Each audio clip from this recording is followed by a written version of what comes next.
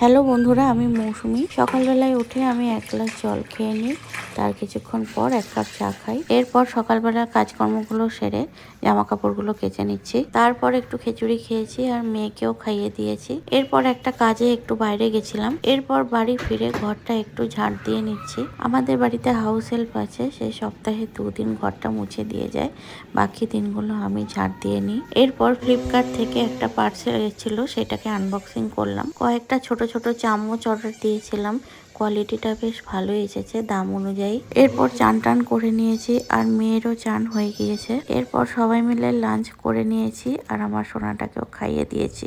আজকে রোদটা বেশ ভালোই উঠেছে, তাই এখন আমরা সবাই মিলে রোদে বসে আছি। এখানে আমি আমার মেয়ের সাথে খেলা করছি। তো এই ছিল আজকের মতো মিনি ভ্লগ। আশা করি ভালো লেগেছে আপনাদের। আমার ভিডিও যদি আপনাদের ভালো লেগে থাকে তাহলে লাইক, শেয়ার আর সাবস্ক্রাইব অবশ্যই করবেন।